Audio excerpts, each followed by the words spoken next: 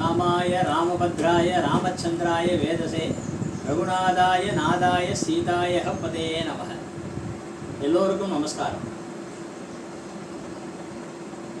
ஸ்ரீ வைகுண்டத்திலே இருக்கிற ஸ்ரீ மகாவிஷ்ணு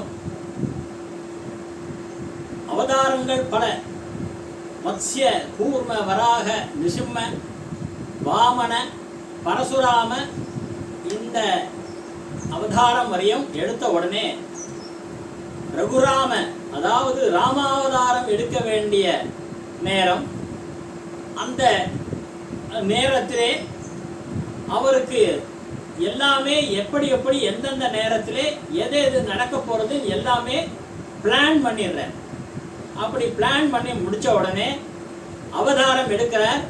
ஸ்ரீ ராமாவதாரம், ராமச்சந்திர மூர்த்தியாக அவதாரம் எடுக்கிறார். அவதாரம் எடுத்து எல்லோருக்குமே அந்த ஸ்ரீ ராமச்சந்திர மூர்த்தியோடைய ஸ்ரீ ராமாவதாரம் எல்லாருக்குமே தெரியும், ராமாயணம். இந்த ராமாயணத்திலே இங்கே ராவணன் சீதாதேவியை அபகரிச்சுட்டு போறதும் தெரியும். சீதாதேவியை காப்பாற்றுறதுக்கு ஆஞ்சநேய சுவாமி உபகாரமாக இருந்ததும் எல்லோருக்கும் தெரிஞ்ச விஷயம்தான். அதே நீங்க சாதிக்கிறது என்ன அப்படின்னா, எல்லாம் அங்கே ராவண வதம் முடிஞ்சு அங்கே சீதாதேவியே அங்கே சுவாமி புஷ்பக விமானத்திலேருந்து அழைச்சிட்டு வந்துருக்க.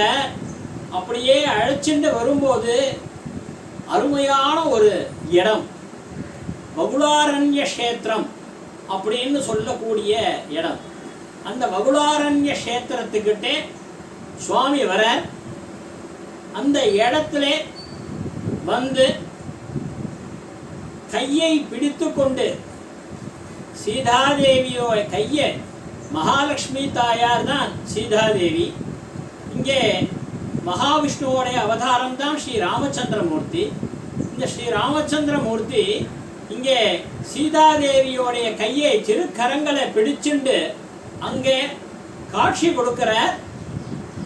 காட்சி கொடுத்து எப்போ காட்சி கொடுக்கிறார் அப்படின்னா, அந்த வகுளாரண்ய கஷேத்திரத்திலே ஒரு சமயம் அங்கே ஏரி உடையிறது. ஏரி உடைஞ்சி அங்கே இருக்கிற மக்கள்லாம் அப்படி ஒரு அவஸ்தைப்படுற, அங்கே அந்த மக்களை காப்பாற்றணும் அப்படின்றதுக்காக அங்கே சரபோஜி மகாராஜாவுக்கெல்லாம் தர்சனம் கொடுத்து காட்சி கொடுத்து, அப்படிப்பட்ட உசந்த திவ்யமான தரிசனமாக சீதாதேவியை கையை பிடிச்சுண்டு காட்சி கொடுத்தார். இது எங்கேயுமே எந்த கஷேத்திரத்திலையுமே இல்லை. இப்படி சுவாமி நீர் சொல்றீர் வகுளாரண்ய கஷேத்திரம்னு சொன்னால் அங்கே எங்கே போய் கூகுள் மேப்பில் தேடுறது? நீங்கள் இப்போ இருக்கிற பாஷையில் சொல்லுங்க அப்படின்னா, மதுராந்தகம் அப்படின்னு இங்கே பாரத தேசத்திலே தமிழ்நாட்டிலே இங்கே செங்கல்பட்டுன்ற இடத்தை தாண்டி அங்கே மதுராந்தகம் அப்படின்னு ஒரு இடம் இருக்கு. அந்த மதுராந்தகம் அப்படின்ற இடத்துல சுவாமி சீதாதேவியை திருக்கரம் பிடித்துட்டு திவ்யமான சேவை அங்கே கொடுத்துட்டுருக்கார். இப்போவும் நீங்கள் அங்கே போய் பெருமாளை சேவிக்கலாம். அப்படிப்பட்ட வசந்த தரிசனம் பார்க்கறதுக்கு காண கண்கோடி வேணும். அப்படிப்பட்ட இடத்துல தான் நீங்கள் அப்படியே அந்த கோவிலில் பிரதட்சணம் வரும்போது பார்த்தீங்கன்னா, அங்கே யதிராஜர் அப்படின்னு சொல்லக்கூடிய ராமானுஜருக்கு அங்கே பஞ்ச சம்ஸ்காரம் நடந்த இடம், சமாஸ்ரயணம்னு சொல்லுவார். பஞ்ச சம்ஸ்காரம் நடந்த அங்கேயே எழுதி வச்சிருப்பா, ஸ்ரீ ராமானுஜருக்கு இங்கே பஞ்ச சம்ஸ்காரம் நடந்த இடம் இதுவே அப்படின்னு எழுதியிருப்பா. நீங்களே அங்கே போய் பார்க்கலாம். ஒரு பெரிய மேடை மாதிரி இருக்கும். அந்த மேடையில் உட்காரக்கூடாது, தரிசனம் பண்ணலாம். அப்படியே இருந்த இடத்துல இருந்தே தரிசனம் பண்ணலாம், சேவிச்சுக்கலாம். ஏன்னா இந்த ஸ்ரீ வைஷ்ணவ சம்பிரதாயத்திலே இங்கே சமாஸ்ரயணம் அப்படின்றது ஒன்று உண்டு. என்ன அப்படின்னா, நல்ல வேத மந்திரங்கள்லாம் சொல்லி அங்கே வைதிக அவள் வந்து என்ன பண்ணுவா, எல்லாம் இது பண்ணி ஆச்சாரியார், அவள் வந்து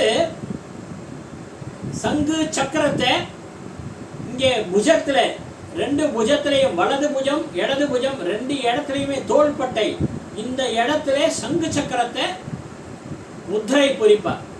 அது என்ன ஒன்று அப்படின்னா, நீ ஸ்ரீ வைஷ்ணவன் ஆயாச்சு அப்படின்னு அர்த்தம். ஸ்ரீ வைஷ்ணவன் ஆகிறதுக்கு முன்னாலே நானும் ஒரு குலம்தான், இந்த குலம்தான்னு சொல்லிக்கிறதுல பெருமை உண்டு இல்லை.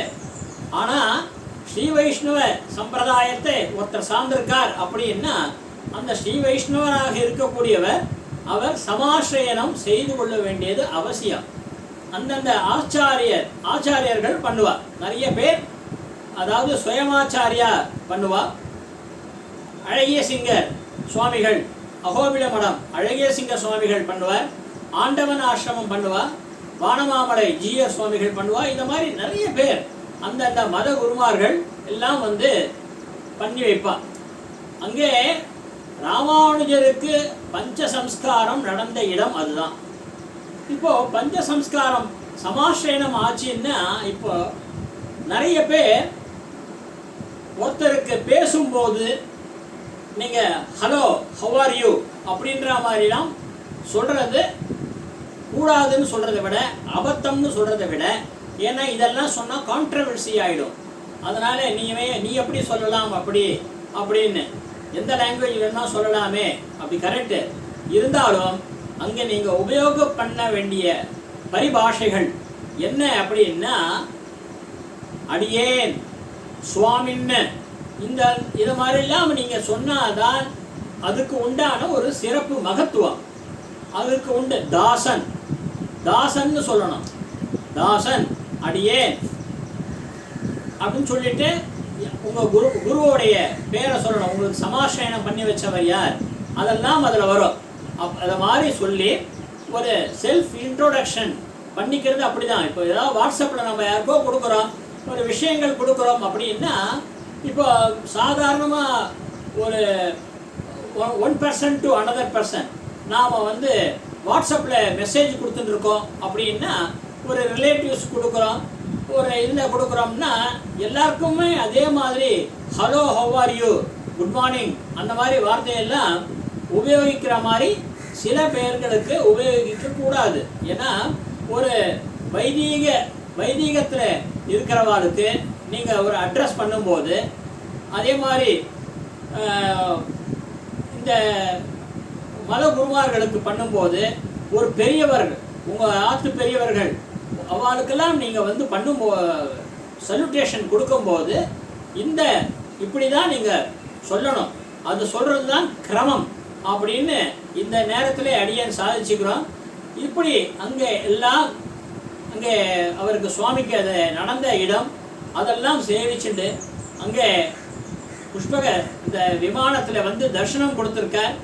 அப்படிப்பட்ட ஒரு வசந்த தரிசனத்தை எல்லோரும் போய் அவசியம் சேவிச்சுடுவாங்க. அந்த வகுளாரண்ய கஷேத்திரம்னு சொல்லக்கூடிய மதுராந்தகம், அந்த திவ்ய தேசம் அப்படின்னு எடுத்துக்கலாம். ஏன்னா அது ஆழ்வார்களாலே மங்களாசாசனம் பண்ணப்பட்டது திவ்ய தேசம். இது நீங்களும் உள்ளே போனால்னா அங்கே பகவான் மேலே நீங்களும் பாடினா அதுவும் நீங்களே ஒரு திவ்ய தேசமாக அதை கொண்டாடலாம். அப்படிப்பட்ட ஒரு விசேஷம். அப்படி இந்த வகுளாரண்ய கஷேத்திரம் மதுராந்தக கோவிலை பற்றி இன்னைக்கு அடியேன் இந்த உபன்யாசத்திலே சாதிச்சிருக்கோம். எல்லோரும் அவசியம் போய் சேவிச்சுட்டு வாங்கன்னு சொல்லி பிரார்த்தனை பண்ணிக்கிறோம். ஓம் நமோ நாராயணாய.